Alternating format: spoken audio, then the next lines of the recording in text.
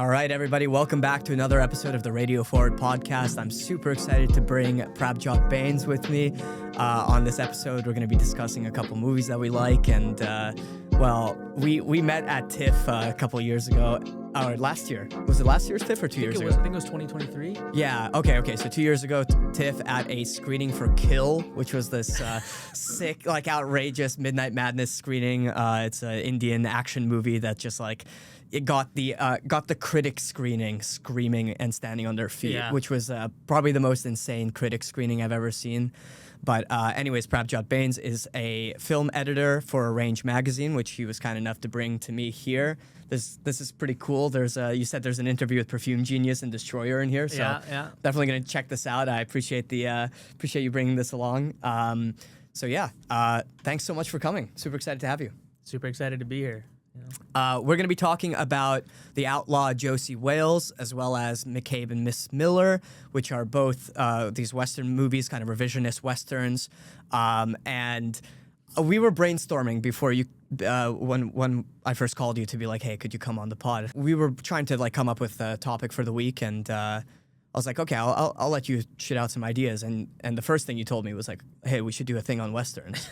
And I'm not going to say it, but the thing you told me about it was like, you wouldn't expect, you said you're Punjabi, right? Yes. For your Punjabi background to be like super into Westerns. I thought that was super funny because you are into Westerns. Very much I'm so. like a Western noob. So like what got you into Westerns? Yeah, I mean, first of all, it's a kind of a budding joke that's between me and my friends and even my girlfriend all the time, where it's like, dude, like, you know, there's so many movies out there. You have all these unique perspectives on movies, and it's like, why is it Westerns that you keep talking about, right? Like, what is it about white dudes on horses that that keeps? I mean, that's my question. It keeps you going back for it, and you know, to me, I don't know. There's something just so, you know, definitively kind of cinematic about kind of a person on a horse within the frontier.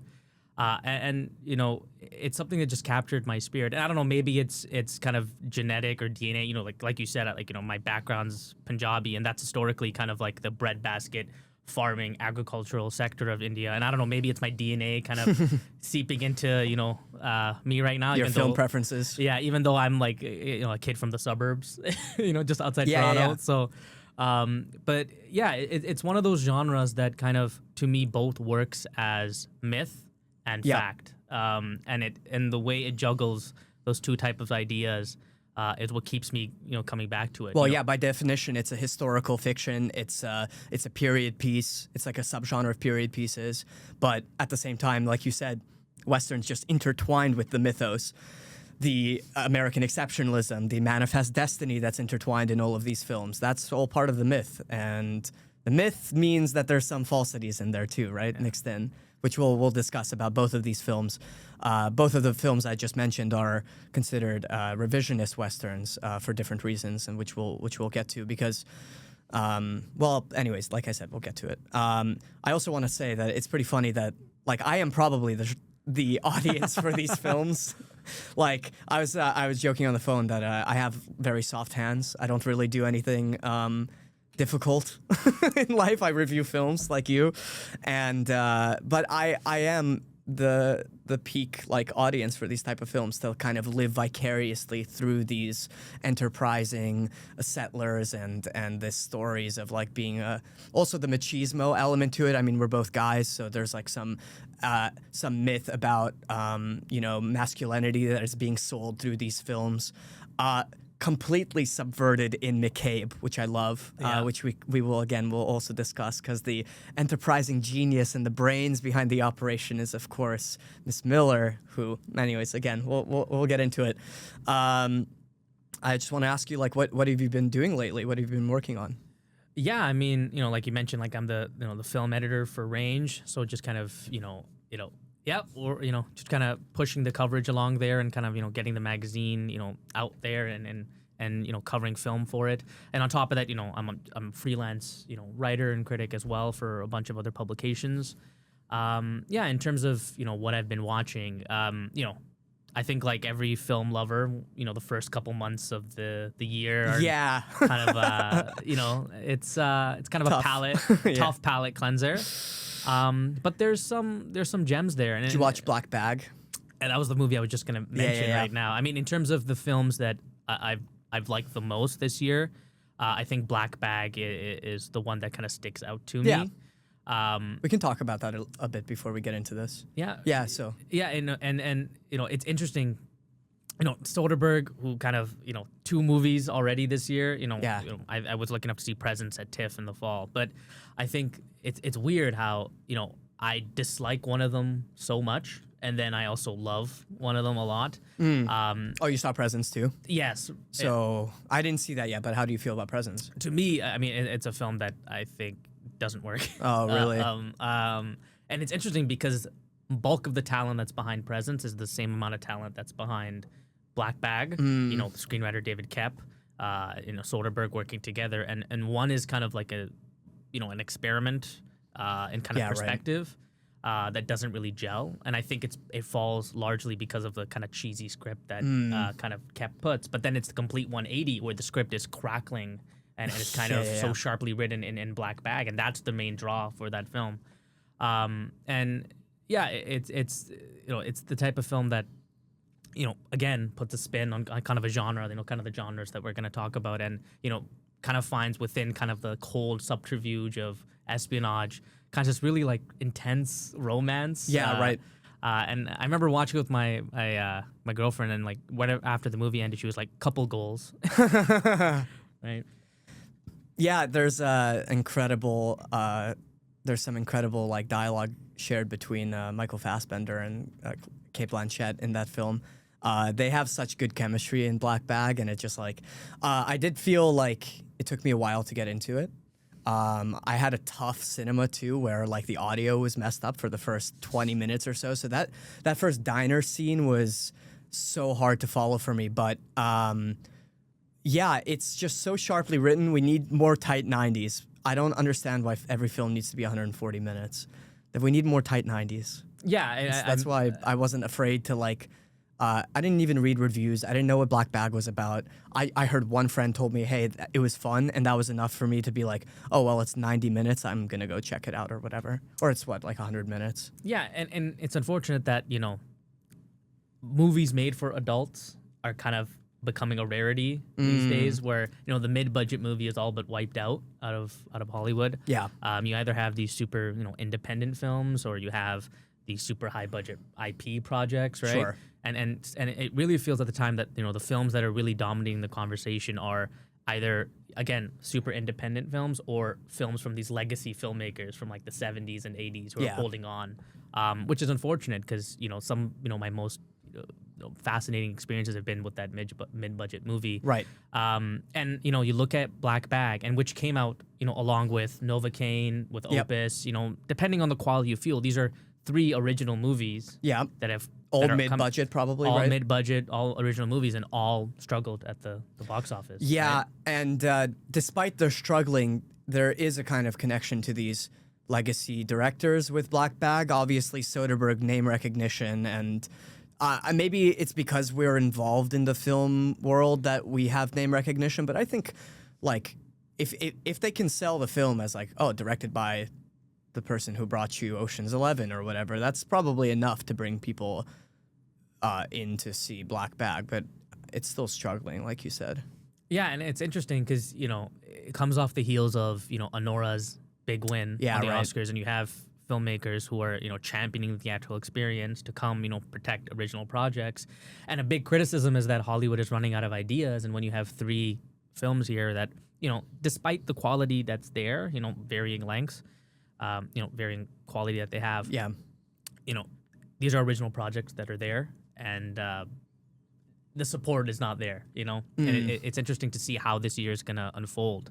And there's so many announcements that are coming out as well, with legacy filmmakers, like just right now, like PTA's, Paul Thomas Anderson's new movie got announced, and that's one to look forward to. Right. But yeah, it's just interesting to see, what direction we're going. And I think, as we keep moving along and theatrical windows are going to keep getting shorter and shorter, I think the space for kind of nuanced, interesting stories is kind of fading along with it, which is don't want to get too dire, but no, that's of course it's evident. We can see every big release is a reboot, and it's pretty disappointing. I mean, one of the great interview moments so far in this series has been Adam Neyman's incredible rant about Robert Downey Jr. and the Marvel world, and his shit-eating grin when he like announced himself as Doctor Doom, and that's kind of like the state of everything right now. Yeah, when he took that mask off, he's like, I'm back. Exactly, just rubbing it in our faces. What's to be expected? And the film community also is split between people like us who are just so fascinated by it, right, and people who look at it kind of from the outside and just want some experiences to get lost in. And what are you going to invest time and space with, intellectual property that's kind of familiar, or, take the chance on an original story? And it's interesting because, the two movies that we're going to be talking right now, they, those are films that had, interesting kind of life cycles at the box office. One failed and one didn't. But, more, films like that were commonplace, and now we're at a stage where we're talking about films that, like, we'll be lucky to find a movie that isn't, full of, intellectual properties, full of computer-generated effects, anything like that. So yeah, well, these studios are so like risk-averse, so they just like look at what works, and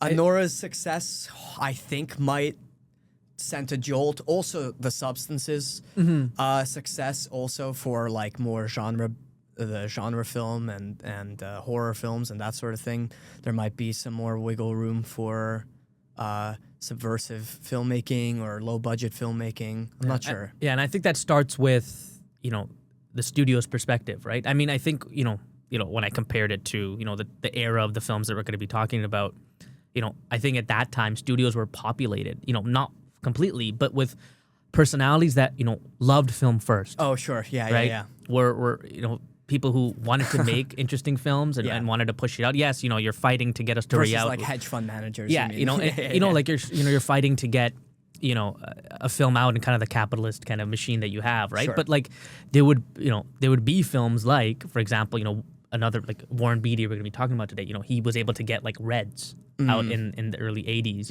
like a film about communism during Reagan's presidency, by a major studio.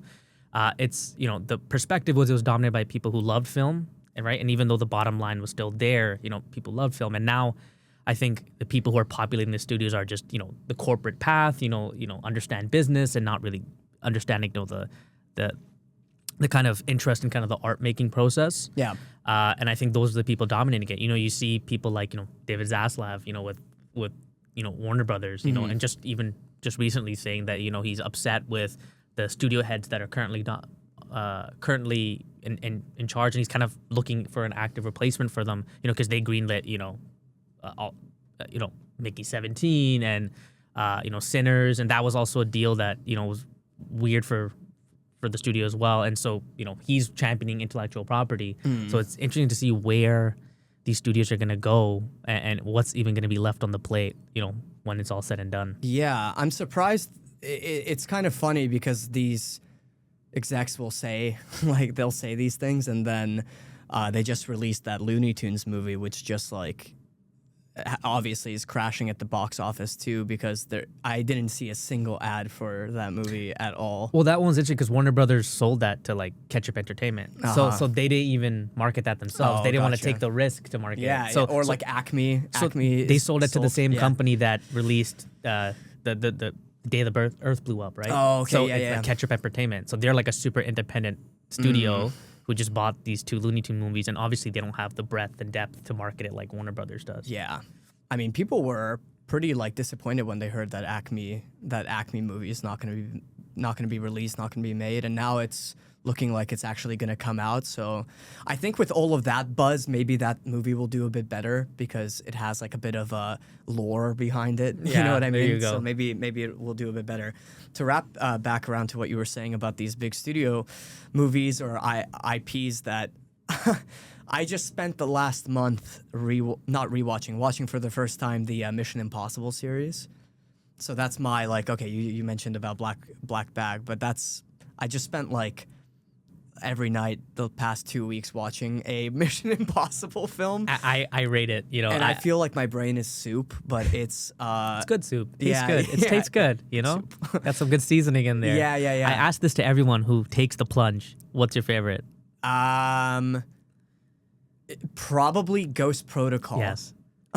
Yes, that, you know, it's interesting because those franchises are really split into like two eras. You have before Protocol and after, right? Right. And with Christopher, what's his name? I gotta look this up. Oh, Christopher McQuarrie? Yeah, McQuarrie, yeah. Well, you know, Protocol's interesting because that was Brad Bird. Yeah, right. Who took the plunge after. No, I'm saying after Ghost Protocol, the rest of them are McQuarrie, right? And again, like those films are kind of an anomaly now, where like they are studio big budget enterprises, but they're coasting off an idea or a kind of element that is kind of it's still kind of part of the old Hollywood, where it's the star power, of course, movie star, of course, right? With Tom Cruise, and you know, to many he's kind of, I think he is the last one, the last star, you know, and I think, you know, it has its vestiges and kind of its roots in kind of that old studio kind of making, which makes it oddly enough feels fresh in today's kind of age. It's funny to call like a multi-$100 million franchise fresh when there's 8 of these films and they're ridiculous movies, right? But you're 100% right. They felt so original and so exciting. I do have a hot take that I think that MI3 gets a lot of hate from angry J.J. Abrams haters. I don't think that movie is that bad. I think it's good. I'm of the same opinion, and I think that Philip Seymour Hoffman. Oh yeah, he makes that movie. Saves that movie. Sure. I'm also I'm like the biggest Brian De Palma fan of all time. Yeah. Like I think I know my friends how much I talk about like De Palma. Sure. And I wouldn't say Mission Impossible, the first one, you know, is the best one, but I think it's the most filmmaker oriented of all of them. Where, you know, the rest of them are star oriented and action oriented. This one is it still has that Cruise element, but like so much of the love of that film, I think, is on De Palma's lens. You know, I think he can direct the hell out of any script. Absolutely. I do want to keep this conversation going about Tom Cruise being the last movie star, because people are theorizing about, well, maybe there is a room for a new star, and maybe we are getting one in Glenn Powell or in, you know, someone along those lines. Maybe there's some other names in there that can throw their hat in the ring. But those guys are skipping a crucial step, which is what made Tom Cruise who he is now, which is like the participation in auteur cinema, the participation in independent cinema, the handing of the torch in The Color of Money with Paul Newman. Like, that is part of the lore of Tom Cruise that puts him who he is now as the movie star. Those guys want to skip those steps and go right into franchises. And like Chris Pratt wants to be the face of Jurassic Park. And like Glenn Powell is a little bit, actually, I think, to give him some credit, you know, he did Scream Queens, he did like on TV. I mean, he did some TV shows. The Linklater relationship. Yeah, Linklater, which is like a really low key, low budget film and independently produced. And so, to give him some credit, maybe he's on the right path. But I don't think the strength, the yield of his filmography so far like screams he's going to be a replacement for Tom Cruise. You know what I mean? Yeah. Even if he ends up becoming the face of a franchise, like as big as Mission Impossible. Yeah, it's because, you know, it's interesting because, you know, Tom Cruise, it wasn't just like, you know, he had like distinct phases. He kind of spent almost close to like a decade doing like more auteur-driven type of films, right? Like, you know, he had his kind of, you know, rendezvous with Oliver Stone, you know, and then he met up with Kubrick, and you know, and that was actually after, you know, Mission Impossible. He spent 4 years filming that movie because Kubrick is Kubrick and it's detail oriented and is a perfectionist. So that's kind of Scorsese, De Palma, Kubrick in like the first 15 years of his career. And he ends the millennium off with Paul Thomas Anderson in Magnolia. Yeah. Right. And then it's interesting because I feel like, because I think possibly he felt that, you know, he's missing out on that blockbuster. You know, I think Magnolia is really, I think that is his last kind of dramatic performance. I think you could count Valkyrie, kind of. And Tropic Thunder is Tropic Thunder. Yeah, right. But, he had that, he was alternating, right? He had Color Money, then he had Top Gun, and then he had... Yes, that's right. And then he had Mission Impossible, and then went straight to Eyes Wide Shut and Magnolia, right? With Plowell, you do see, kind of that alternating, where he does the independent kind of, foray with Linklater, into Twisters. Yeah, and then he goes straight into Twisters, and now he's doing The Running Man with Edgar Wright. So I think he is building that kind of pedigree a little bit, but I think that's right. He hasn't fully dipped his toes into gone both, through the ringer, right? Yeah, I think his foot's firmly on one gas pedal, and he's kind of pressing ignition on the other one just a little. Are there any other names that you could think of that could that maybe match the Tom Cruise lineage a bit better? I don't think it might be movie star, but I think it might be more of like an actor who's a big draw, like a respected actor who's going up. And I think Timothée Chalamet is like a really absolutely really obvious answer. Oh, dude, he could have been an athlete. Like these speeches that he's giving are like Michael Jordan level ego trips, but that's like.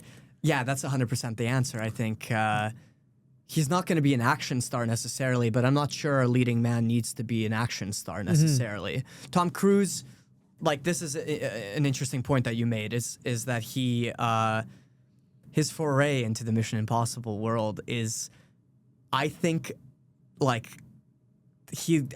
genuinely he loves making these films because he's an adrenaline junkie.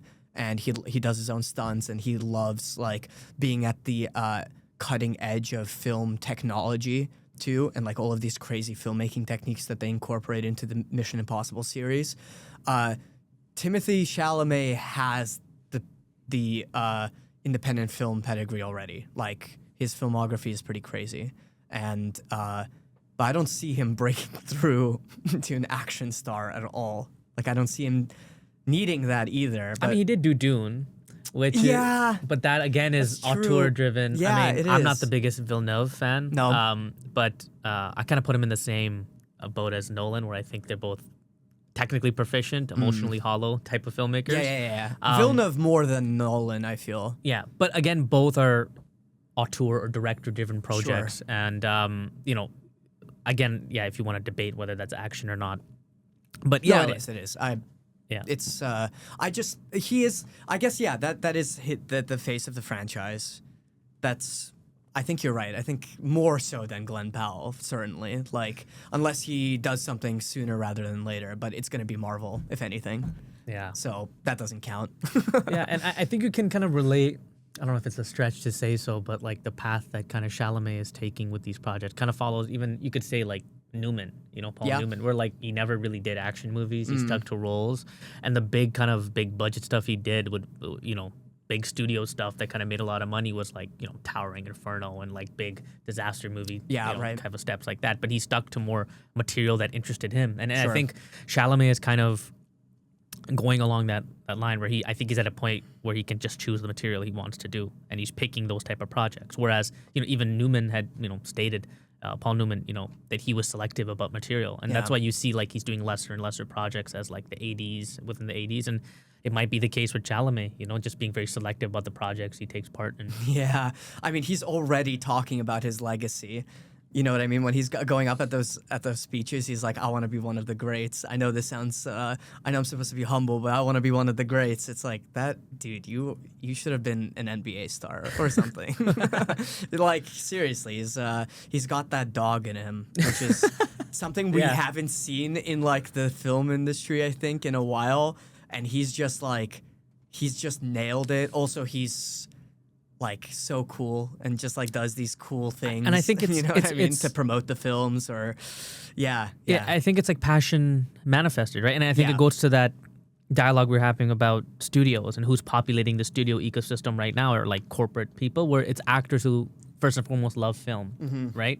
And a lot of actors right now, I mean, I think it was even that conversation like Winona Ryder had about actors where like nobody really watches films anymore. Right? I mean, her co-star for like the last 5 or 6 years Yeah. probably hasn't seen a But movie. I think that longer. applies to so many other actors up and coming. It's like, they want to be famous and they don't want to, and they don't really, the passion for cinema is not there. And even if you look at, what, Ethan Hawke's, Maya Hawke had said, right, where when casting a movie, they look at Instagram followers and not the pedigree of the performances, right? So it's becoming a very number-oriented statistics kind of market. And, I think it goes to serve that people who have that passion kind of manifested are the ones that are drawing people. I do feel a bit bad for like child stars, though. I don't think it's the fairest thing to be like, okay, you were thrown into this industry at like 11 years old, or whatever, however old Millie Bobby Brown was when she started. 11.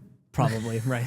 Yeah, that's why I said that. But however old she was, like, okay, if she didn't have the cinemaphile education that we have as like loser critics. No, I'm kidding. That's not that far. No, yeah. No, as just people who sit around watching movies, like I don't blame them. They are just like working people, right?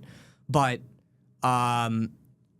for the people that you mentioned, the people that we are both interested in following their careers for are the ones who are passionate about filmmaking, the ones who will go during one of those letterboxed interviews and give their top fours, and you're like, oh, this guy knows ball. You know what I mean? like this guy knows what he's talking about. He just name dropped some like foreign film from the 70s or whatever. Maya Hawke is a little bit different because she was also quite young when she started, but also has like the Nepo babyism. That's a whole other conversation, yeah. Yeah, but Ethan Hawke loves movies too. Yeah. It's I mean, that I think they've talked about in interviews, or Maya Hawke's talked about in interviews. Speaking of the Paul Newman relation, he made a whole documentary about Paul Newman and his and Joan Woodward, right? Like a 4-part documentary, right? About movie stars. Yeah.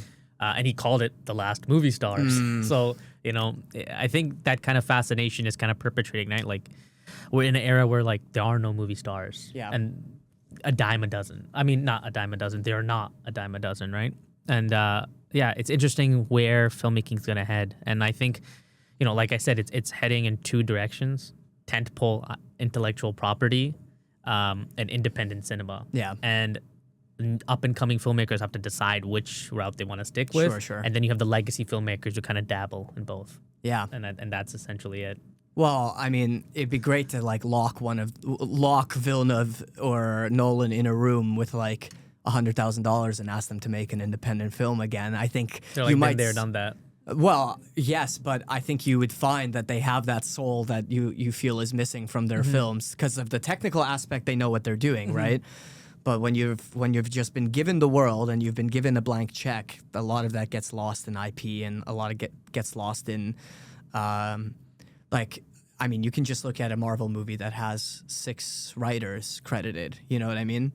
There's no character anymore. It gets lost it gets diluted between 6 people, right? And the more people, the more cooks in the kitchen that you have, It's filmmaking by committee, right? Yeah. And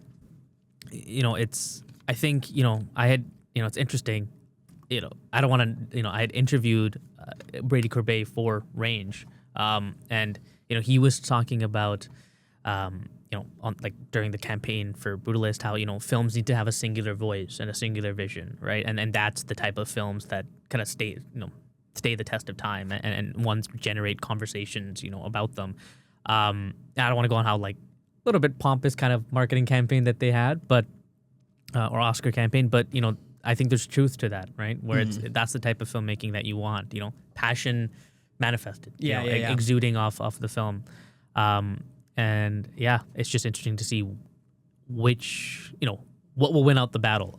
The Brutalist campaign, like you said, it might have been a little bit pretentious on the outside, but now that the dust has settled, it's made its mark on history, and it's made its mark on, the Oscars and like the general conversation or zeitgeist around these type of movies, like these epics and what's been missing, what people are craving.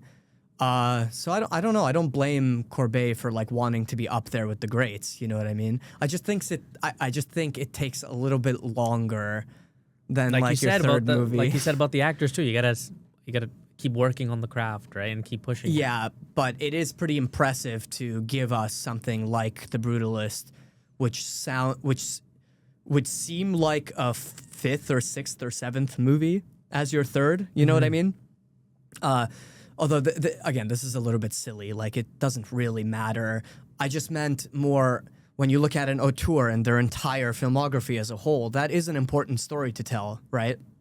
Like, you jump from Hard Eight, right? You start out with Hard Eight, which is, like, super tight and like, low budget, but you've got stars in there that make up, you know, just an incredible cast. And then you bounce around. What's his second? Is it Boogie Nights? It's Boogie Nights for Paul and Thomas then Anderson. Yeah. Magnolia. So there's your third. Yeah. Well, it's like the Brutalist. That's but that's also the comparisons that have been being made with Courbet and PTA. You know what I mean? Like he's kind of trying to emulate this sort of thing, and it's I don't know. I don't know if it's interesting because we are both into this world, or if that's what regular moviegoers are craving too. You know what I mean? It's hard to tell once you're brain poisoned by movies. Yes. I think people just want to see truth reflected back at them. And good movies. They want to see good right? movies. Okay, so we can get into our conversation on Josie Wales and McCabe and Miss Miller. So why don't you start us off? The film came out first, so I think chronological order makes sense here. Yeah. So why don't you I think that kick makes off our sense. discussion on McCabe and Mrs. Miller? Why is this a movie that you've seen countless times? What made you fall in love with it? Yeah, I mean, I think it has to tie into my love of the genre. You know, I love all types of westerns. I love, the golden age in the 40s and 50s. The works of, John Ford, Michael Mann. Oh, sorry, not Michael Mann. Sorry, Anthony Mann. Just those type of classic westerns, and I love the kind of romanticization they do of the West. This kind of mythologization. And then you have Robert Altman, kind of his approach to it, and I think he is kind of the premier American auteur. I think if someone was to ask me who's the greatest American filmmaker of all time, people would say Scorsese or Kubrick or any type of names. And Altman is the one that always kind of sticks to me because he's kind of the maverick, outsider, countercultural figure. A little bit about Altman is that, he's kind of started his career like in television, right? He was like, he did like some like television serials. Like he did direct like a lot of westerns. He did like, Bonanza and like Sheriff of Cochise and all these like forgotten Western TV shows from the late 50s and early 60s. But it was a very pulpy genre, right? It just gets churned out. Exactly. And so he's like a filmmaker who like wants to get his voice out, but it's compromised by the form and feel and the requirements of what he's making. And then he even like directed like TV shows about war, which led him to do MASH, which is like this kind of countercultural type of filmmaking that like, made like $80 million at the box office, nominated for so many Oscars, won screenplay. And so at that point, he's carte blanche, right? And at that same time, he finds himself within kind of this new Hollywood system where it's like, let these, the rating system, the Hays Code is gone. Let's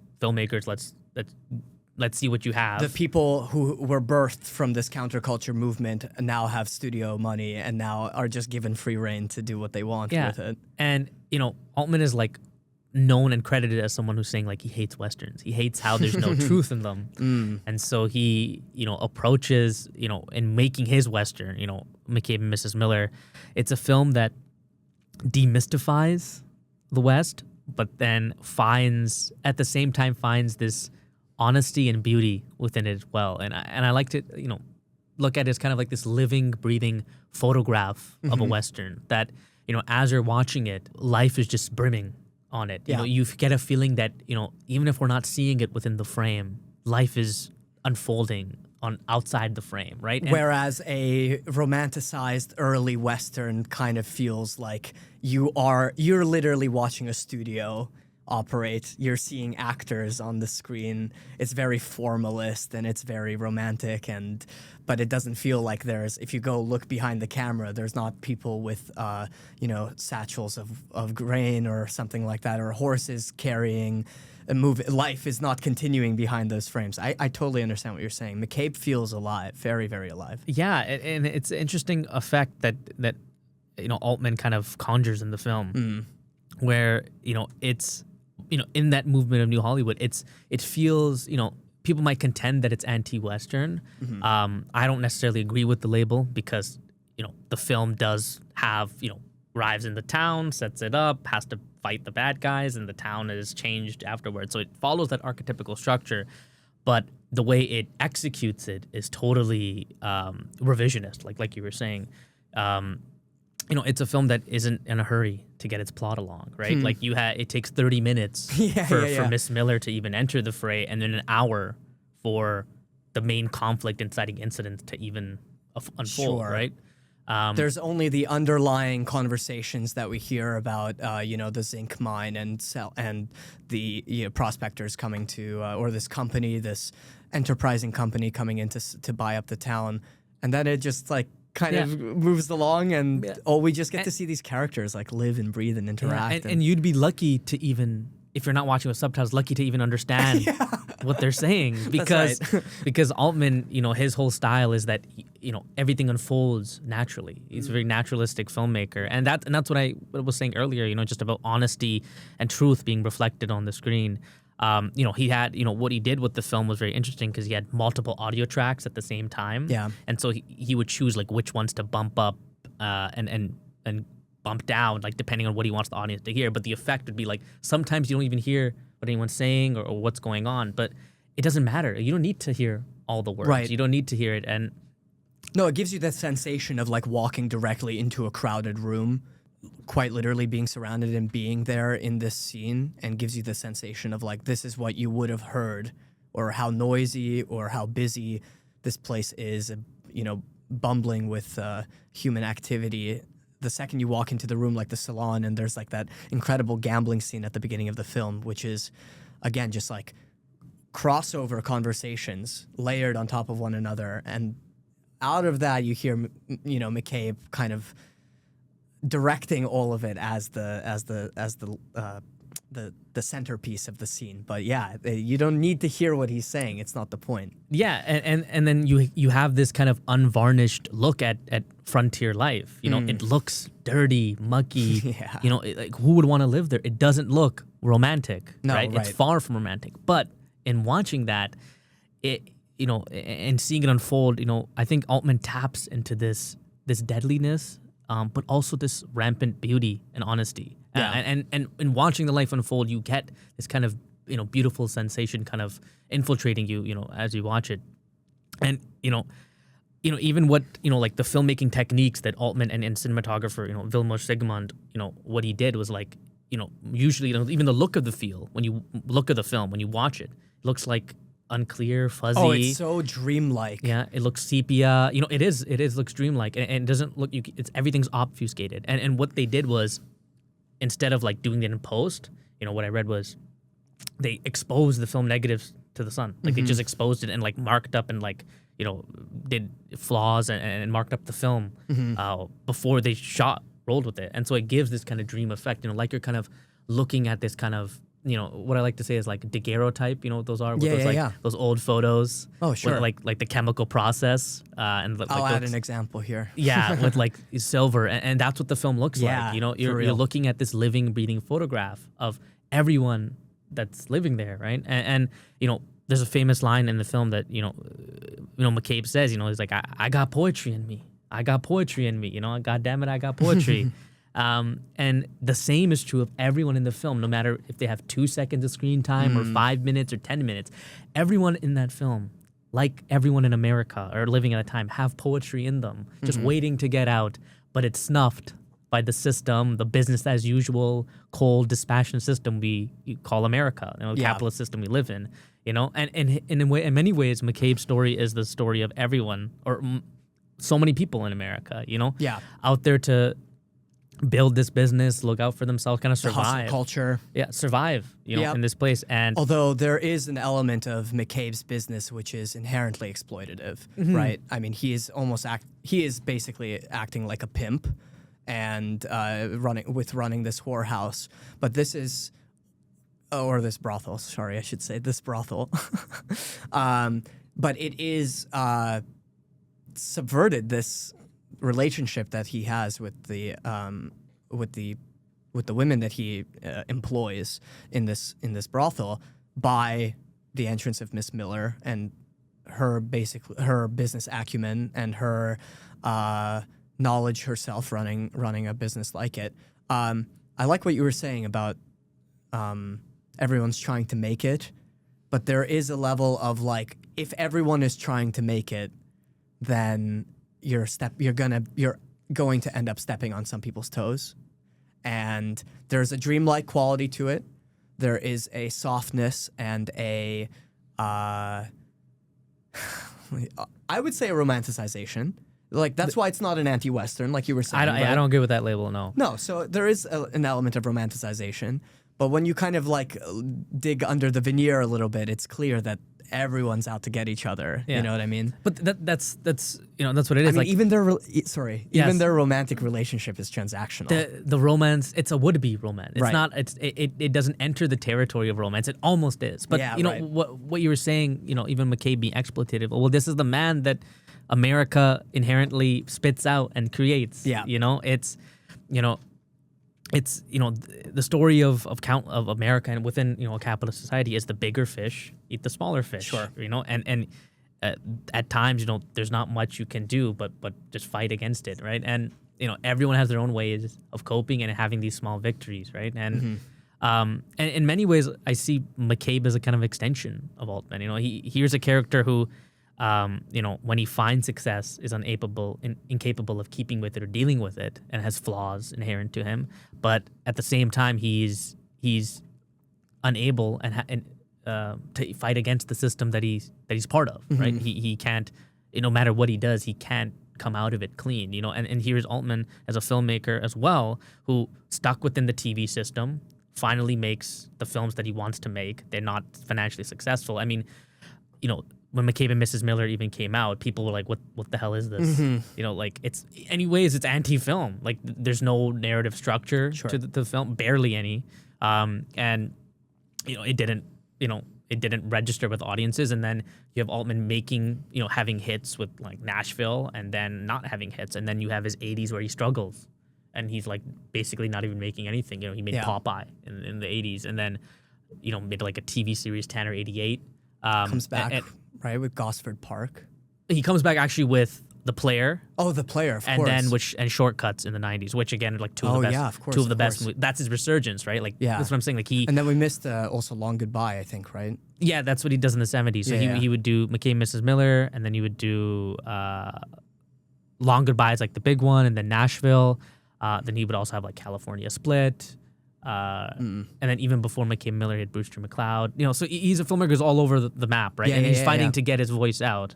And he struggles, and then for long periods of time, he doesn't make it, right? Like in the 80s, you can see he's a victim of his success, but also the system that he finds himself in, the Hollywood machine. And I think he's drawn to these characters who are bumbling and flawed because he sees, as a filmmaker and artist, he sees himself within these characters, right? Not to go back to The Brutalist, but it's sort of the same idea, isn't it? I mean, the enterprising businessman quite literally rapes the artist in that movie, right? And so, I mean, that's not an original connection I just came up with. It's something that people have talked about with Brady Corbet feeling like he's a victim of these studios and a victim of the world of filmmaking, and it's kind of sounds similar to what you're talking about with Altman.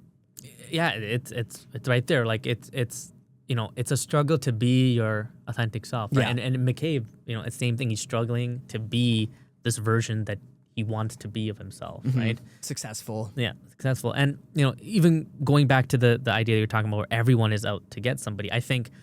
As much as the mining company that comes in and wants to buy up his land and kind of push him out of the business, and then, when the deal doesn't go the way they want, they basically send bounty hunters to kill him. There's a scene that even happens before the prototypical shootout is that the biggest villain is that mustachioed lawyer that he right. talks to, where he's, I believe in the free enterprise system, protects the small businessman and the big businessman. He goes on this big spiel about, what's great about America and everything, but he's exactly the type of person, with this like cartoonish mustache. Of course. That he's perpetrating the same system, you know? And I love when, that scene when he goes on this spiel, the free enterprise protects the small businessman, the big businessman, and people like you, McCabe. Well, I just didn't want to get killed. Like that response to that line is like, it's so pure. And it's like, he's avoiding the crux of it, where it's like, I just want to live. Yeah. But no, that's secondary to everything. No, yeah. Right? If you can win in the courts, then who cares if you live or die, right? Exactly. If the system is going to win, right? No, the system is for sure. Like it's bigger than any one enterprise, and he feels totally powerless, McCabe, and it becomes like invigorated or convinced by this lawyer, whichever way. But he ends up taking the fall for it at the end. Yeah, and it's just like a type of Western that, I think it's such an individual film where like nothing looks like it. Nothing looks like the film. And it's in flaws and imperfections in terms of like what it looks like visually. Nothing looks like it. No, right. Nothing operates like it. And it's like a one-of-a-kind film that I really think it's like an exclamation point on the genre itself, because it's born out of this tradition of just America constantly, wanting to delve deep into the myth of the frontier and building it, and like you said, exceptionalism, manifest destiny.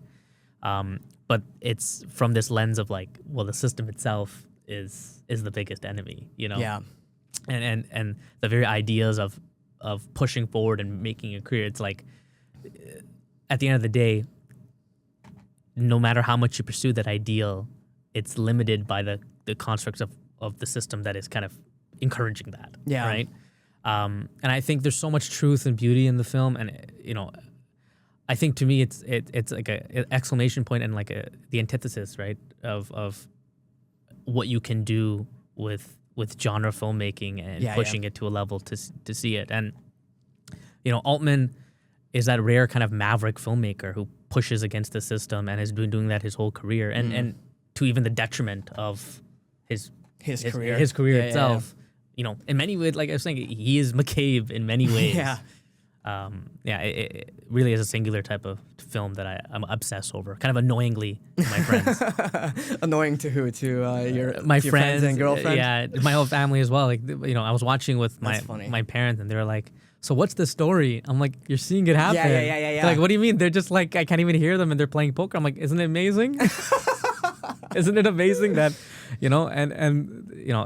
there's so much. I have a funny story actually. Once you finish. Yeah, there's so much like depth of life there, and like I find myself quoting McCabe all the time. I don't know. Maybe I see myself in these perpetual losers. That's so funny because there are so many instances of directors becoming their characters. Woody Allen is a notorious example of this. Hitchcock is a famous example of like basically becoming Cary Grant, like over and over and over again, right? But in a way, when you get to, I'm not even sure the studio execs would be smart enough to realize that it's about them half the time. You know what I mean? Maybe not with The Brutalist. It was like way too obvious. But in this case, I'm not so sure they would even realize that this is about them or in some way reflective of how they treated Altman, and now he gets to kind of put it in his film or something like that. But I think the history of cinema is filled with these sort of instances of directors becoming their characters or doing inserts. I forget the name in like stan culture, but when you put yourself into these stories or like fan fictions or whatever, there's always like there's some element of fandoms doing this and also directors doing this too, I guess, the old adage kind of remains true. You got to toil for your art, I think you have to struggle and struggle like McCabe does in the film, just struggle, flaws and warts and all to kind of get the voice out there. Right? Yeah. And, it's a timeless story to me. I think it is really in many ways the story of America told in its unflinching truth and its kind of stark beauty. It really is the story of America. And I find myself quoting, McCabe all the time. I think I was having like dinner with my girlfriend. I randomly said, if a frog had wings, he wouldn't bump his ass so much. And she's like, what? Like how the character does in the movie as well. I was like, what are you talking about? Yeah. You get what I'm saying? Yeah, his idioms are hilarious in that film. So many great lines. But I also want to spend some time, talking about Miss Miller herself. Yeah, right? yeah. I mean, so much on McCabe, but she's the second half of the movie. Sure, yeah. And I think she represents a lot of what we have. Again, she represents kind of the struggle to survive and fend for herself. But her fate in the movie is the fate, I think, of a lot of people as well. Where it's like, even if you don't die, you have to escape. Find some sort of escape and find happiness there. Through her drug use, you mean? Yes, through her use of like opium. And it's there's so much truth in the film. And what I love about the film as well is like the romance is there. And any other movie, they'd be kissing and everything. And like it's a romance that never takes off. Even when he has sex with her, she's like, I want my payment. Yeah, of course. $5, right? Because these are the type of people that America spits out and makes. Yeah, right? yeah. Transactional in nature. And I will say though, the film has a very for the genre, for the Western genre, has a very unique approach to female characters, which is just totally gone from Josie Wales, which we'll obviously talk about. But the stark contrast from watching Josie Wales and then into rewatching McCabe, I'm like, this is just missing entirely from the genre of that time. And it's male-dominated, obviously. The frontier is created and the destiny is manifested by men in the mythos. Yes. But under all of that are people who are fed, taken care of, inns and hotels and hostels or whatever, operated and run by working women, people who put away their jobs and their families and their careers to support these men. And then there is an element of exploitation with the prostitution and the women who work the saloons, right? But to highlight and put the woman in the title of the film itself and make her a main character is a complete genre subversion in my eyes. Yeah, and and to many, she would be like the gruff type of woman that's like unseemly and doesn't want to put it. But like to McCabe, he's the scene where she's eating those eggs and like the stew and eating like an animal. He's smitten away. Yeah, right. And yeah, he's nervous. He's like twiddling his thumbs and stuff. It's so funny. Yeah, he's smitten, and I think she also reflects a truth where like there's a double standard where men can pursue the destiny, but once women do, and the ways they do it, they're considered inferior, right? Like they're looking down on whores and prostitutes that they call, and they're doing the exact same thing these men are doing, pushing for, like trying to pursue something, and they're pushed down a peg because it's not the way that they're supposed to do it, right? Sure. And the beautiful scene where so when Shelley Duvall's character comes in, and she's like a mail order bride, for one of the settlers in the town of Presbyterian Church, which is like a crazy name. I love super funny. I mean, I was looking at town names the other day, and I was to see if that's a real town. And there's a place in Texas called White Settlement, and it's called that because of what you're thinking. Let's go on a trip. How did I just say it? Yeah, it's got like 3,000 people living there, and they haven't thought to like, maybe we should change the town name. Yeah, it's just funny. But yeah, and like when Shelley Duvall's character comes in, and she's like a mail order bride, and then when her husband gets killed in a brawl defending her honor, right? Yeah.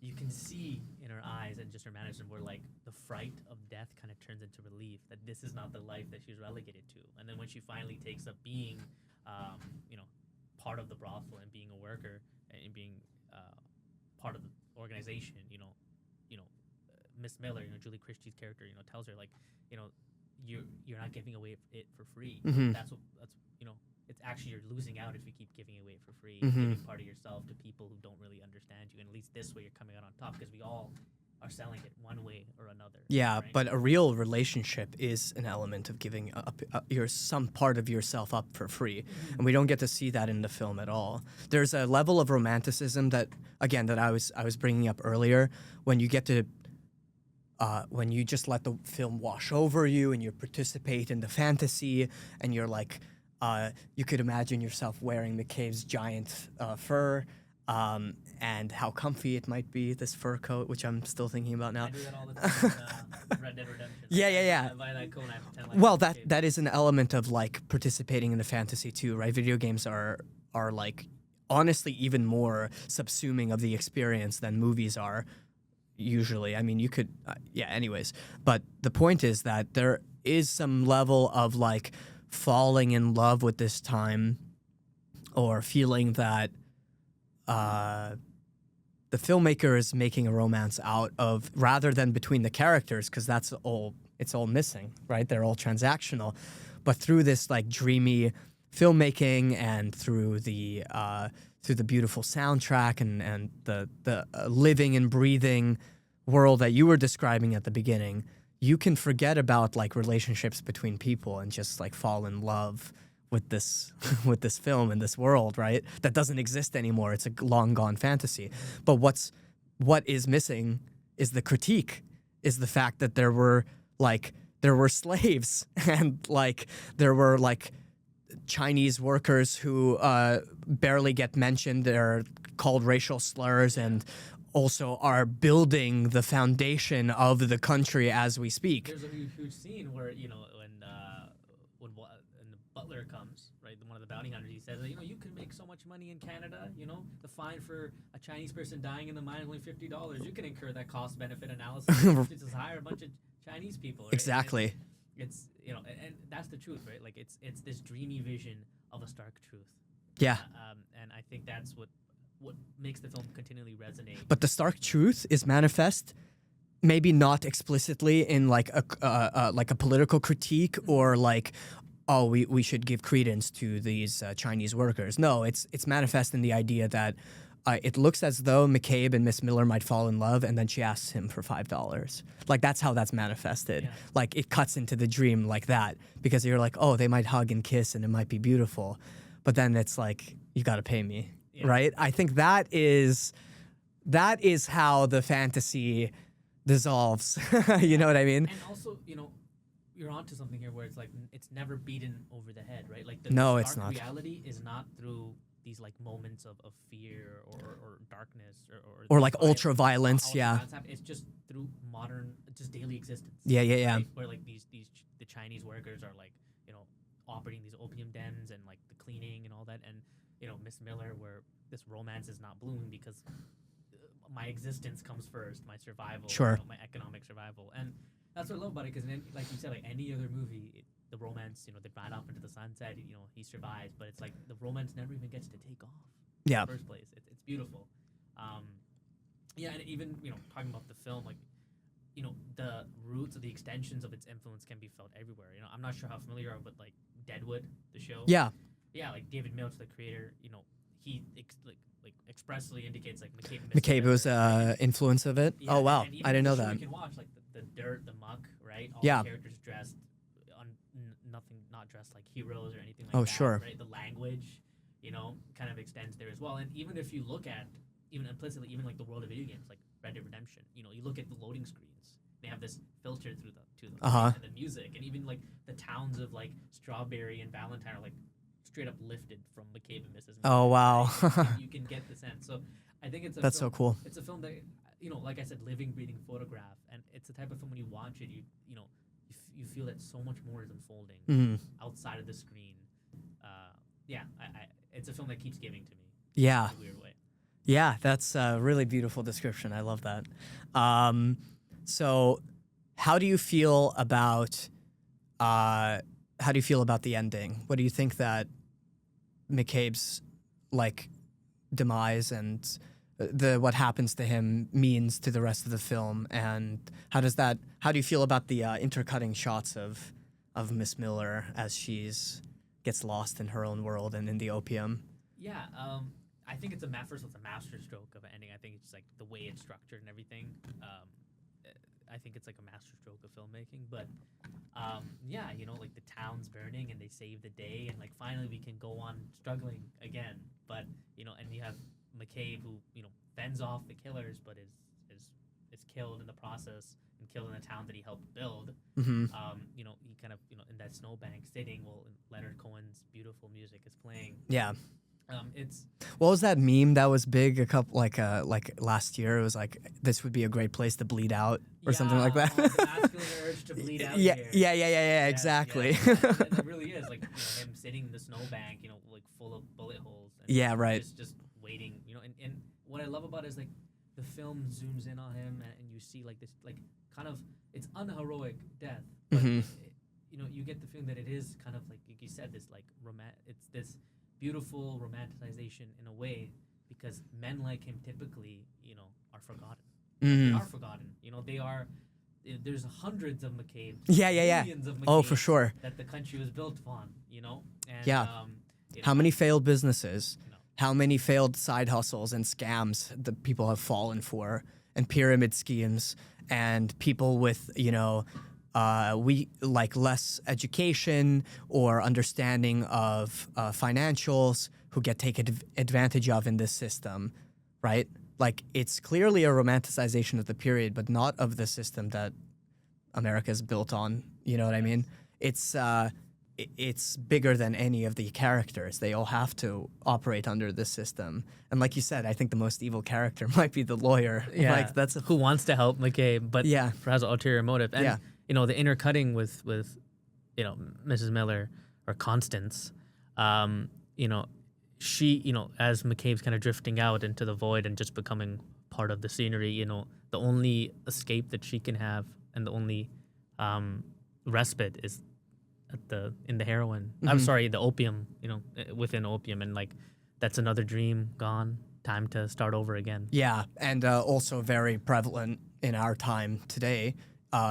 I think drug addiction is a disease of despair and a reflection not of an individual person's choices necessarily, but rather manifestation of like the material conditions that somebody lives in. And what sort of escape do you have if not gig economy and or using drugs? You know what I mean? That's kind of it works so well for our modern times. This movie does. I think honestly it's one of the few films that ages like fine wine. Yeah, it really does. And just to even justify my further love for it is that there's the Canadian connection where Leonard Cohen's music is just like it's like the most. Oh God, I was born in Montreal actually, so I love Leonard Cohen. Yeah, there you go. Like his music is just so it penetrates lovely. The screen. I love that the ending doesn't have a grand soundtrack. It's just like people moving, and you get the sounds of, and then finally when he's shot and he's lying there, then the sound comes in. But right, there's no soundtrack during this big shootout or anything. Right? No. Yeah, it's incredibly shot. It's so well done. There's a sparse soundtrack. It's just a couple of Leonard Cohen tracks and some like guitar playing. Right, that's and it. Some folk songs that are sung by the characters, but that's barely a soundtrack. Yeah. And then another Canadian connection. Do you know where the movie was shot? No, tell me. Vancouver. Oh, okay. That Vancouver area, which always plays like for the Pacific Northwest, but like that's the Canadian connection. So without Canada, McCabe and Mrs. Miller wouldn't be. Okay, so Never 51. Okay, that's funny. Oh yeah, to transition to Josey Wales, I did find a funny connection between Josey Wales and McCabe, because in Josey Wales, the actor who plays Terrell, Bill McKinney, was in Parallax View with Warren Beatty, and that's the connection. And now we can transition. I during the break here, you were telling me that you interviewed Edward Berger for Conclave, but for Range. Yes, for Range. Oh, cool. And then he was like big, like he mentioned that the '70s political thriller, so which like with Parallax View, Clute, all the President's Men, all the polka movies. Yeah, all the Alan J. Palooka, or Pakula. Yeah, like all those movies like kind of seeped into his vision because he wanted to make like a political thriller. Yeah. Within the papacy. Yeah. That's great. So, simple transition. Which film do you like more between Josey Wales and McCabe? I mean, I think that's obvious. Yeah, right? McCabe, Mrs. Miller. I think they exist on two different planes. Really? I love both of them, but I think one is much more impactful than the other, I feel. So one of the big things I noticed the differences. I know when we started, you mentioned that you think the films are quite similar in a lot of ways. And I mean, as similar as they are different. I mean, there's some key similarities. I feel. So I'd love to get into that. But one of the big differences I found watching the film and comparing the two was there's an observational, distant, and dreamlike quality to McCabe. Mm-hmm. Whereas Clint Eastwood feels like, through every film of his that I've seen, an extremely humanistic director who operates in a world of landscape filmmaking in the Western genre, operates in a portrait form, where the characters framed and the characters' discussions and their micro-facial expressions are the epitome of the film Something itself. he borrowed from Leone. Yeah. Right? Yeah, that's right. Yeah.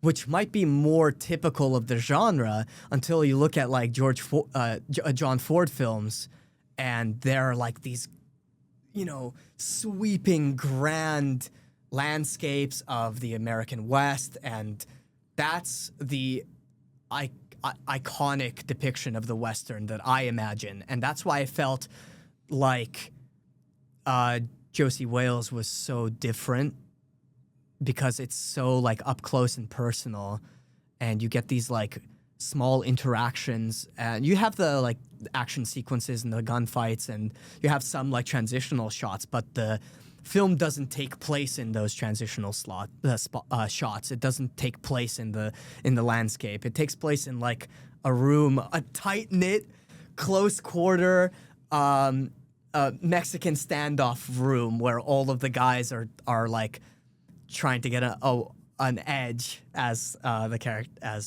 what's his name, Lone Waite. Lone Waits. Yeah, I think that's his name.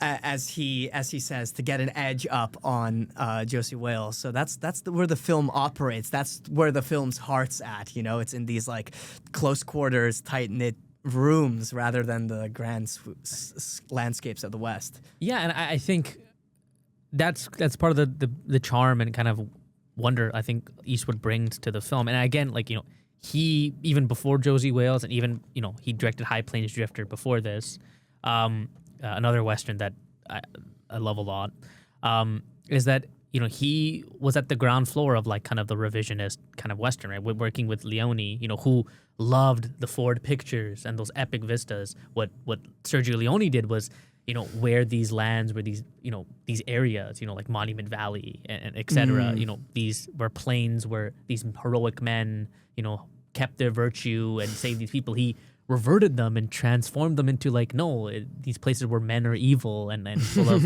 and just out for themselves and are killing people. And, you can even see that with like the casting that Leone did with Once Upon a Time in the West, where he cast Henry Fonda as the villain, or where in a Ford film, Henry Fonda was Sheriff Wyatt Earp protecting Monument Valley, right? And Once Upon a Time in the West, he shoots a kid, So I think East was on the ground floor of the kind of revisionist. So it's perfect that he kind of takes that kind of lens and brings it onto High Plains Drifter, and then even on a bigger scale with like Outlaw Josey Wales, right? And it's a film that, I think it's kind of storied that like he took control of the movie after he wasn't satisfied with kind of Philip Kaufman's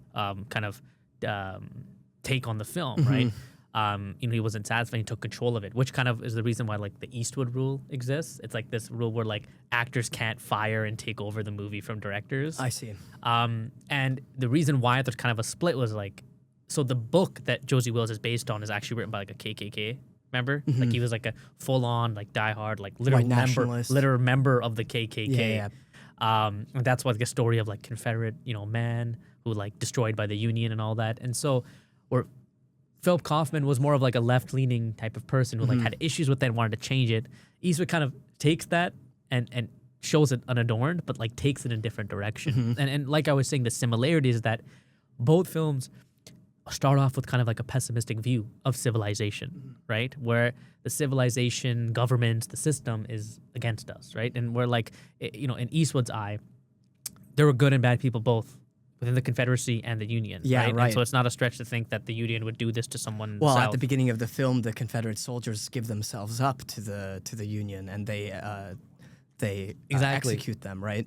Which I presume is an element of the book, of the original book, that was probably unadulterated by Clint Eastwood, which maybe Kaufman wanted. Maybe I don't know. I'm making presumptions here, but maybe that was one of the things that we want to show the Union in a good light, because that is the heart of the American democracy and that sort of thing. But Yeah, but I mean like Eastwood and like the film itself aren't wrong. Like the Union is the one who instituted the Trail of Tears and like all of that, and Sure. and like perpetuated a lot of evils, right?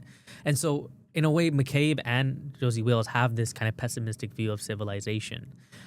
Where they differ is that where McCabe is kind of this anti-capitalist, the system always wins, the house always wins, the game is rigged. Josey Wales takes Clint Eastwood's kind of libertarian stance, where it's like the only way to survive in the civilization is to build a family and like to work together, because we're all we have, right? And this group of misfits that he meets, Lone Waite, his friend that he survives with, the settlers moving into that area. The group of misfits have to struggle and build the life they have, because this famous scene where when he's dealing with the Comanche chief with 10 Bears, he says governments don't live together, people do, right? And so it's two stances to knowing that civilization, the veneer of civilization is dark, evil, brutish, but the conclusion they reach are different. Where McCabe is the house is rigged, you're not going to win, and it's like there is a way to survive, but you have to work together, right?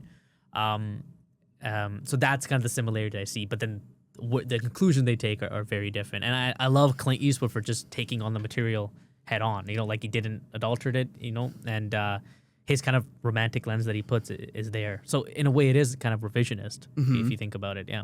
I do think that he is like a radical centrist in all of this, in the push and pull of the KKK original author, and then Philip Kaufman's wanting to maybe change things up. He is like the radical centrist, because to me the film, like you get this great tragedy at the beginning where his family, where Josey Wales' family is massacred in front of his eyes, and he no longer holds any real material nationalistic or political affiliations.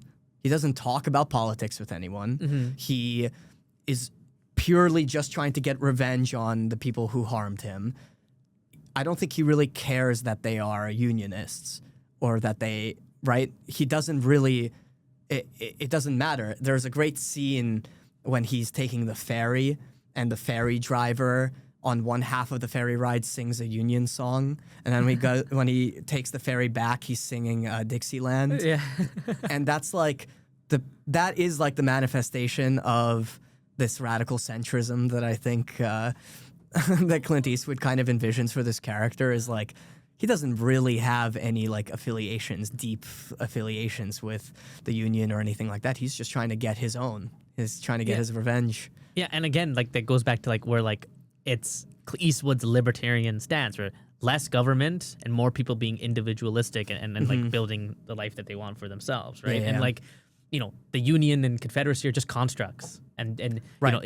Even though they're opposing Getting each in the other, way of this individualism, exactly, right? right? They're just constructs, and and like I said, like the story, like he has to build a community for himself, and everyone is different, right? There's indigenous people, people like even the other people that he meets, like they love the Union and they think he's a bushwhacking Confederate, right? yeah. And he builds this kind of community, and like that's the only way to live. It's like when he, in that conversation he has with 10 Bears, it's like men can live with each other without butchering one another, right? And so I think it is in a way, it is like it's a stance that it's very appealing, right? And it's one that you want to go with, right? And so in a way, the film itself, I feel, is like much more commercial and more welcoming than like McCabe is. But yeah, that's the kind of the treasure of I think Eastwood's lens, is that like he takes his kind of staunch libertarianism and applies it in a way that like is very endearing and appealing, and that's the wonder of the film. And even though Eastwood kind of goes, Josey Wales is much more stereotypically Western than McCabe and Mrs. Miller. It's like a totally whole different conversation. But there are revisionist elements, right? Like I think my favorite scene in the movie is not even Eastwood shooting somebody or anything. It's that conversation he has with Ten Bears. Yeah, I know you wrote that in your review. I like totally get that. The It's Comanche, best. where like it's any other Western, from the golden age of Hollywood till now would end in a shootout. Even McCabe ends in a shootout. Yeah, right. Yeah. And so does Josey Wales. But like that scene where like it's building towards this conflict, and it doesn't go that way, right? It's we choose the iron of life. It's life is choose like conflict, like no conflict, right? And that's the beauty, I think, of the film, is that like any direction you think it's gonna go, it goes the opposite. Well, for libertarians, that's a important element of their ideology, is like this non-aggression principle or whatever. So it's pretty much manifested in his conversations with these characters. Although he acts on spite and revenge throughout the entire film until he reaches this like stereotypical, native chief, and there's like this wise exoticism that is like built into that character, which I mean it's also stereotypical of the genre itself. It's not new, but it's so many stereotypes and so many tropes mashed into one, but it has that revisionist element, right? It has total genre subversions in there too. Yeah, I think it's a more nuanced approach to indigenous people than most Westerns I agree. would give it. I agree. There's the whole conversation about white people have been sneaking up on us for generations, right? With I want to double check. Lone Weight, Lone Wadi. Or Wadey, yeah, Wadey, one of those, I forget. yeah, Lone Wadey. That is a very interesting and unique conversation for this genre. I think the inclusion of that side of things, and we get a Navajo speaking character also in the film, which it's pretty cool to see that on the screen, a language and a culture you don't generally get to see on the screen. It's usually cast aside or again made into these like various stereotypes in the Western genre, but the way that it's dealt with, like you said, I think it's actually quite progressive almost, but yeah. I mean, it falls within the confines of the genre, where like, I mean, like the Western mythology in a way is to avoid the kind of reckoning with America's dark past. A lot of the films avoid that conversation and kind of glorify, America within it. But, the greatest Westerns kind of reckon with it, right? And I think, Josey Wales is kind of a reckoning with that past that America has, the kind of atrocities that it's committed, right? And what the film is broaching, I think, in a very interesting way. And whether you agree with it or not, it's besides the point. But it's broaching that like everything that's within the civilization or the veneer of civilization we live in is just a system of constructs, right? It's a construct that we have to avoid, and just in a collectivist spirit, libertarian spirit, just an individualistic spirit, like band together and fight against it. And it's so interesting to watch this movie in tandem with McCabe and Mrs. Miller, where it's like the systems exist, and yes, they are constructs, but and in a way, yes, they can be construct, but like the system will always win out at the end. In both films. Is that what you're saying? I'm saying McCabe and Mrs. Miller, like the system is going to win out at the end. Where in Josey Wales, it's more of like an optimistic view, where it's like the collectivist spirit, you can fight against the system and live the way you want to live, or live in a kind of honest way, right? Because it's a group of misfits that gets formed and living together, right? Yeah. Like people who have been chewed and spit out by the frontier, right? Yeah, but I don't think that Josey Wales goes on to like live his true self. He ends up with like a man with no name ending, right? Where he has to. Do you think he goes back to them? Back to this new settlement of misfits or whatever? Or do you think he goes down to Mexico? I think he goes back to them. Yeah, really? Yeah. Well, maybe, I mean, there seems to be this like new love interest now that he's lost his wife. And yeah, I mean, and again, like he was leaving because he's like, I can't stay here. But that was because he feels like his past is always going to keep chasing him. Yeah, right. And then he definitively puts that to rest. But yeah, I love how it's open to interpretation, right? Yeah. But I think the film's politics kind of blend and oppose each other in a very interesting way. And I think the films, like their timeline in which they come out is very interesting, right? Like they come out in the 70s where like you have this big disillusionment with American government, society. Sure. Like America's increasing involvement in Vietnam at the time, and like the whole countercultural force that's happening, right? And Altman's film like leans into that, like with McCabe and Mrs. Miller. And in a way, like Josey Wales' release is very interesting as well because it comes out 1976, which is like the bicentennial, 200 years of America. That's it, right? And you have this film that's like saying that, well, America is like a construct of systems, and we have to fight against it and live our individualistic self. So it's very interesting, like the place and time. And I think they only could be really made like at that time when America was increasingly reckoning with what the idea, the experiment, the American experiment, what it really is. Yeah, there are very important like moments in American history where people, generally speaking, realize that things are different. I mean, World War I and World War II immediately after completely changes people's idea of how safe we are, what our values are, and that sort of thing. And then the American culture veering into deep conservatism and deep, distrust in left-wing politics and communism, and so you get the era of McCarthyism, and then it turns out in the 70s with Watergate, and then and the atrocities in Vietnam. How much can you actually trust the American government to like take care of you and that sort of thing? And then obviously, like you're saying, there's like this deep mistrust, and now we are reevaluating our relationship and our position with the American government. And then then it's like you said, then it's Ronald Reagan. And it just feels like you have the establishment all over again and nothing's really changed. And you have deep business interests and again, individualism winning out. I also think now people are reevaluating again the American project, which has always been like built on soft power and imperialism and global influence, and now we are receding into. I'm also I'm an American citizen, so I mean I grew up in Boston, and it was pretty interesting to see the last few years, but now it is just feels so different. It always felt like the two parties were very similar in my eyes. The Democrats and Republicans both had corporate interests in mind.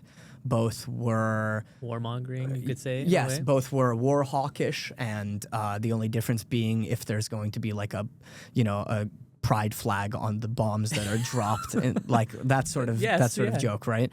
But in reality, they're both hawkish in war.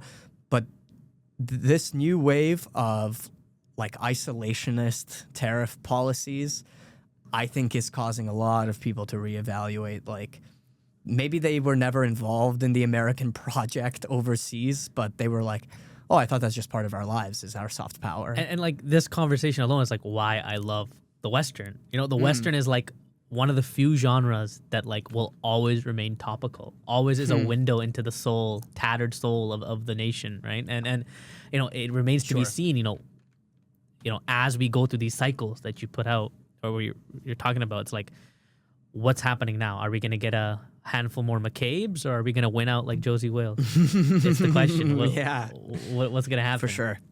I'm going to side on the McCabe side, but, I like Eastwood. Yeah.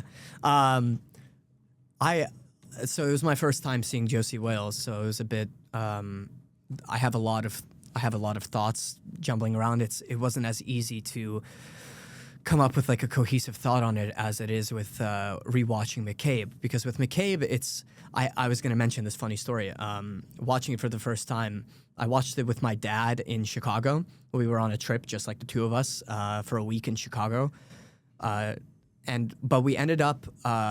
I got super sick at the end of the trip, like got the flu or something. So we watched like 4 movies together that day. Awesome. Yeah. I would pretend to be sick for that. Well, my dad and I are like super into movies, both of us. He came to Toronto for TIFF awesome. a couple of years ago, and we saw a bunch of films together.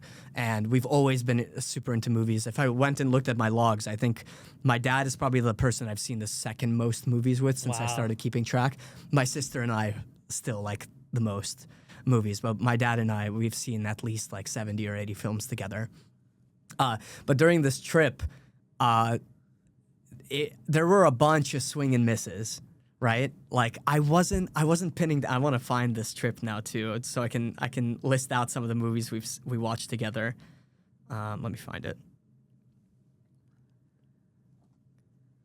That's awesome, actually. Oh, I found it.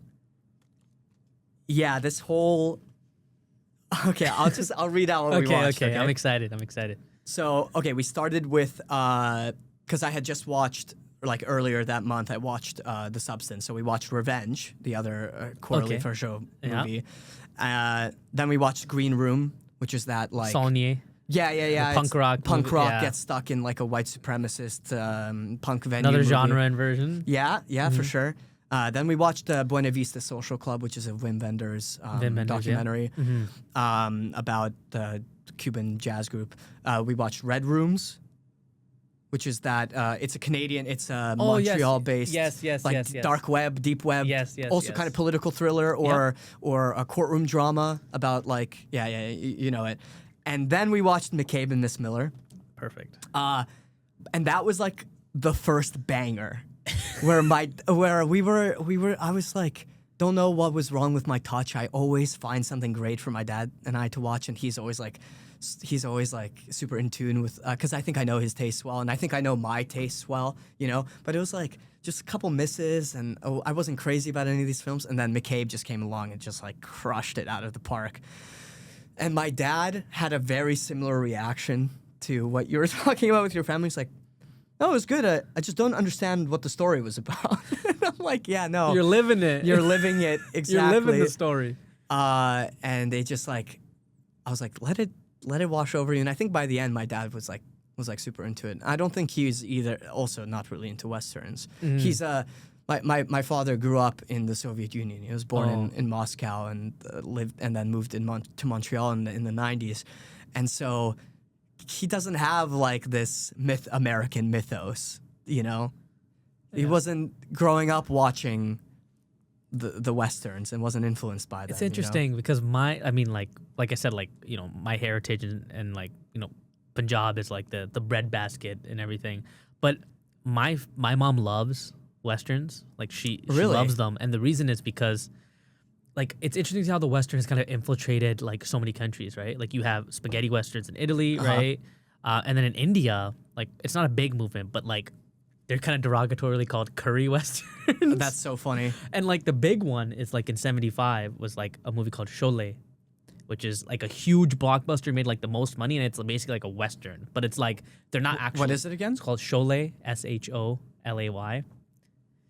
And it was like the biggest hit. It was like the Titanic like level hit in like India. And it's like they're not like wearing cowboy hats, but they're riding horses, they're looting trains, and it was like they're defending the honor of whatever, you know, people, and it's like these two friends. It's like this huge like Western-esque movie, right? Mm-hmm. And so there's this big tradition of like these on horseback fantasy adventures, or like, you know, type of curry Westerns that like my mom and my grandmother like grew up on. So they like every time they see a horse, they're like, we're down, all right? Wow. So. And it's like interesting because the Western is kind of infiltrated and like kind of morphed into like whatever is any country. Right? I have an example actually too. Mm-hmm. Kurosawa made a Russian language film called Dersu Uzula in the 70s. Yeah. Yeah, and that's a Western too. It's just straight up like instead of the frontier, it's the Russian taiga, and it's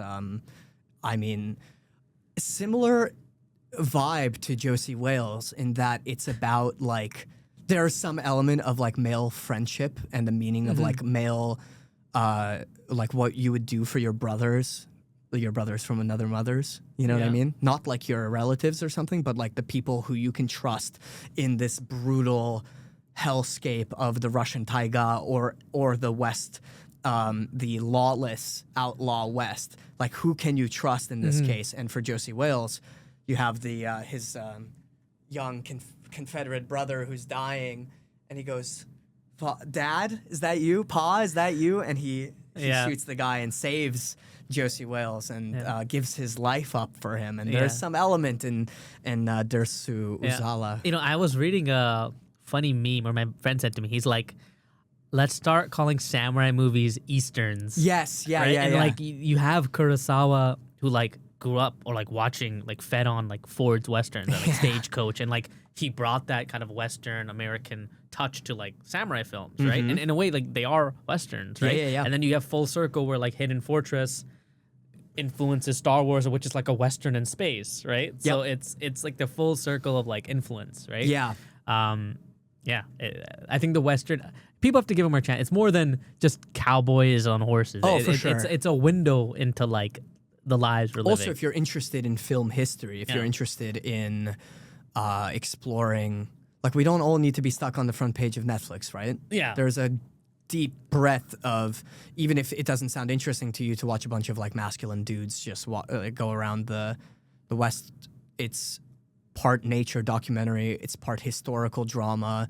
You get to see a language that isn't spoken anymore. There's so many cool things I was looking up while I was watching Josey about like what are bushwhackers, what are redlegs, what are like there is intertwined history of the Civil War built into this film, which was super, super interesting. Yeah, and like in many ways, like, you know, even as like if you want to call yourself like a Canadian, like it's so much of the frontiers history is like Canada's history, right? Like so many American farmers like went up to Alberta and didn't realize they were in Canada and like set up, and that's why Alberta has like a huge Western like cowboy type of culture, right? And even like, you know, why you should watch Josie Wills, again, the Canadian connection, like the person who the individual who plays like Lone Wadey is like, his name's like Chief Dan George, and he's like part of the Salish tribes in like BC. Oh wow! Right, so he's like Canadian. So another connection. There you go. I got two Vancouver connections right there. Maybe we should go. That's funny. No, so I totally feel like a Philistine because I haven't seen John Ford films at all. I haven't seen any of them. Yeah. Sorry, but I can't talk to you anymore. No, but I'll get to them. Now I feel invigorated, but I had seen, you know, The Good, the Bad, and the Ugly, and it just didn't click with me at all. I don't know if it wasn't the right one to start out with. I don't know what it was, but it just didn't click with me, and I kind of put off Westerns for a while.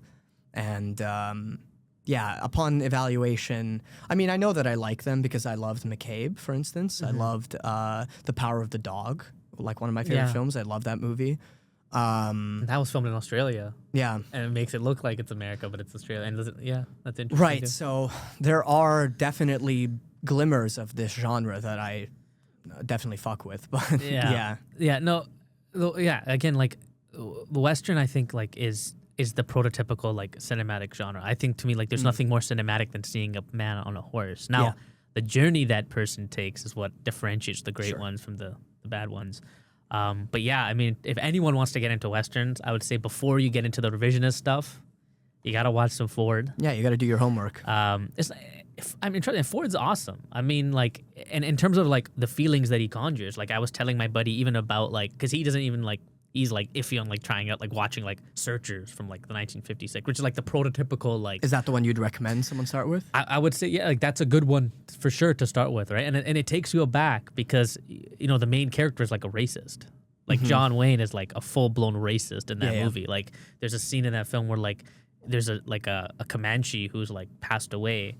And his dad, he shoots the dead like eyes out of the dead body because he's like they believe that like the eyes are the window to the afterlife. So if I shoot the eyes, he won't make it to the afterlife. And it's like he's a Christian, God-fearing American. He doesn't care, but because to get the enemy, like it's and like what that conjures in you is like the film is that character being glorified or not? Like the conversations that it enters are there. Right? And in terms of just like pure technical mastery, like just the way the films look is just. It's amazing. So, and I would say like, you know, Searchers is a prototypical one, but I would even try to even go like to earlier Ford stuff, right? Like in the 40s, right? Like I would even go for like My Darling Clementine. It's like one of my favorites. I would even go for a lot of like Anthony Mann Westerns, like especially the one that he did with like James Stewart. He made like 5 in the 50s with him. And then like, yeah, I think just start there. And once you get down the rabbit hole, like it's like, it's wonderful. And I like, it's crazy because someone who's so obsessed, I've never even ridden a horse in my life. Like really? I've never ridden, I want to go horseback riding. I've never done it. I've never like handled a revolver in my life. Oh, sure. Never lassoed anything. But Right. But I see myself in these characters a lot of the time because, you know, like I was saying in McCabe's way, like we're living it, you know? And you and I are both trying to make it, right? And, There's some element of like wanting to pursue a life in the world of art, and there's some clear like systemic rejection of that type of life. But you want to just make it without like stepping on people's toes or without, I don't know, exploiting other people. And it does feel like the system just wins out. You know what I mean? That's why McCabe is so relatable to me too. I appreciate that you brought that up because it's a very relatable film. Yeah. Yeah. Yeah. And are you a big Altman fan? Like, Yeah. So I've seen The Player. I've seen Long Goodbye. I love Nashville. I still haven't seen. I've seen Gosford Park. I haven't seen Shortcuts yet. That's the one that I'll say like, it's like, I think it might be like next to McCabe and Nashville. Like that's the one. Like Shortcut, because it's another in the style of Nashville. Yeah, right. Where it's like vignettes. Yeah, and like interconnected all these stories. But yeah, I think Shortcuts is the one that I would say. And what's your favorite Eastwood movie? Like directing. Maybe Juror Number 2. Oh, you're big on that, eh? Yeah, I loved it. I love it too. That's interesting how they bungled that whole release. Yeah, but I absolutely love that movie. I've been thinking about it so much since it came out. When I first watched it, I'm like, wow, that was so entertaining. Well, just moved on from it, right? But I've slowly like started thinking about how it relates to like this like history of cinema, and like it's a courtroom drama, which I'm obsessed with courtroom dramas. There's such a deep, rich history and obsession with lawyers and courtroom drama in cinema history. Obviously, a big one, Anatomy of a Fall lately was just like knocked it out of the park. You've got Anatomy of a Murder. You have 12 Angry Men, My Cousin Vinny, and that is each is its own genre and its own vibe.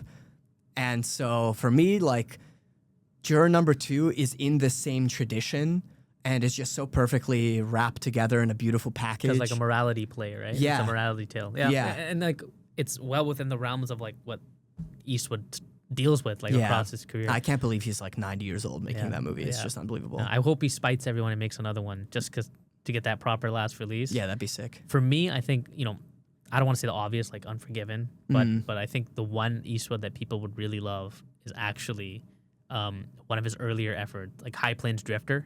Okay. I think is like one of the best Eastwood movies, and that's like the first Western he like made post his sojourn in Italy, and pretty fantastic. And it goes to like some dark places. Yeah. Where were all those spaghetti westerns filmed? So they were filmed mostly like for example in Leone's way, like he loved filming them in like Spain. So like they were filmed in like the Almeria Desert. Oh wow. In Spain. So like repurposing Spain, like Andalusian desert as like Arizona. Yeah, right. Right. Monument Valley, etc. So yeah, like they're filmed in Spain. But yeah, like if you want to get into spaghetti westerns, like the three Sergios, right? Sergio Leone, Sergio Corbucci with like Great Silence and Django.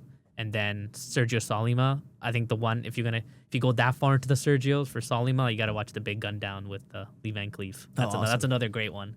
Yeah, cool. Yeah. I'm gonna put all these together in the list. Description. Don't dive. I've dove too far into this.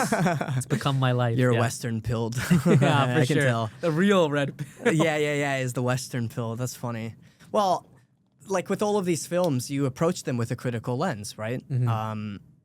You can't avoid the racist perspectives of John Wayne and John Ford. Like it's impossible to avoid, but it's something that you can critique and think about, and it's part of the history of the country, and like undeniable. And in a way, it's you're reclaiming it. Yeah. Right? Like in watching these films, you're reclaiming your perspective on it. And I think like these films are so crucial to like filmmaking as like an art form, and just in terms of like just understanding like storytelling and just knowing how everything works. I think like Westerns are such an integral like part of America and just like North American storytelling in general.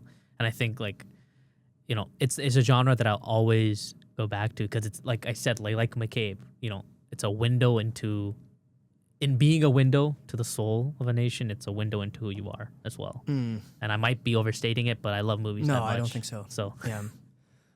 Is there anything we're missing about Josie Wales that you wanted to discuss? Well, I mean, what's your favorite scene beside, like, do you like the 10 Bears? Yeah, Like, that's gotta I think be- that's the greatest scene in that Yeah. movie. I love which has Will Sampson from One Flew Over the Cuckoo's Nest. Oh, okay, yeah. Right. I think like he's one of the actors who should have gotten more time, but I think, and it's miraculous, like an Eastwood movie that like a shootout is not the best scene, right? Yeah. Although I will say that I was bringing up the claustrophobic nature of a lot of the sequences in Josie Wales, and I think my favorite might be when he goes into that shop where these three guys are about to like sexually assault a Native American woman, and he interrupts them, and they slowly start to realize that it's Josie Wales, and they're gonna try and get an edge up on him, and then he defeats this crowd, but doesn't save the girl in the same way that a movie like that might have approached it. Yeah, right? because he's the anti-hero, right? Yeah. And so that stuck out to me. I still like am replaying that scene right now as I describe it, and I think that might be my favorite. Yeah. Is there a line that sticks out to you, like piece of dialogue? And Eastwood is infamous for like doing one takes. Yeah. So it's surprising, like some great lines. Like for me, I think like it's not even dialogue that he says. It's just a small piece of line that like 10 Bears says, where it's like, it's sad that governments are chiefed by the double tongues. I think that I keep repeating that. I think I said that like 3 times while I was driving over here too. Oh, really? That's Yeah. funny. I think for me, it's just Clint Eastwood's performance and his constant spitting on animals, which is kind of... The tobacco spit. Now that, I think that is What my... is the symbolism of the tobacco That spit? is my favorite version of Eastwood. Tobacco spitting, double gun wielded Yeah. Eastwood, right? Yeah, akimbo revolvers. Yeah. It's hilarious. I mean, I think it's there's a very funny detail when he's walking out of like the grandmother's, realizing that this is like she has her own place. The old woman from Kansas who hates both people from Missouri and people from Indiana. It's like, that's my favorite line. I'm not a fan of Hoosiers either. Yeah. Like that's it's like don't get your hopes up. I'm not a fan of Hoosiers either. That is just so funny. That's so integral to like the American spirit, right? Like 100%. It's hating- nations within nations, yeah, right? And these Like identities. regionalism, yeah. You've got, quite literally nations within nations, like within state identity, and like you've got Hoosiers and you've got like Jayhawks and that sort of thing. But then also you have all the tribes, Native American tribes being so The different. nations, right? Yeah, and that's it's, right. And it's like... the civilized nations. And as they again, called it. that like what I was saying, Westerns, it's like, what other genre can let you know that the name United States of America is an oxymoron? You know, like right. It lets you, what do you love about it? Yeah. So I love there's this small detail when she realizes like she has a place to herself finally. And so he's like, she goes, you can't just stand around. You have to work to live. You have to work to live in a place together. And he goes to spit and he stops himself because he like respects her. It's so funny. It's like such a small detail. He's about to go spit on her wall, and then he holds the tobacco spit in his mouth, and you can just see him like swallow it. It's so funny. I love that scene. Yeah. Best outfit though between the two movies has to be McCabe's bear coat. His coat is just incredible. Yeah. Like you said, you that's how you role play in Red Dead. Yeah. Even role play like making like a brothel that fails, and I'm kidding. I also love the 10 Bears war paint. It's so striking. The color in that scene, it's just so striking. I had a really great copy of the film, so yeah, it looked amazing. And like as much as like Eastwood gets flack for his type of filmmaking, like one take, like he's an actor's director. Like he he, even though he gets one take, like and a lot of actors complain like I didn't get to like move into it. Whereas like Altman is really an actor's director. Like he just like, you can even see him McCabe. He just lets the camera go, right, and just live as the character.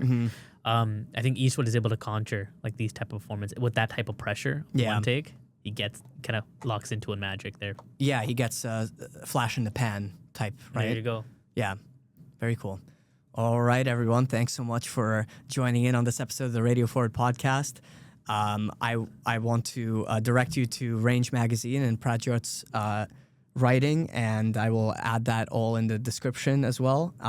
Thanks again for joining us. That was a great time, and again, his list of Western recommendations will be in the description as well. So go on and check those out. Don't be afraid.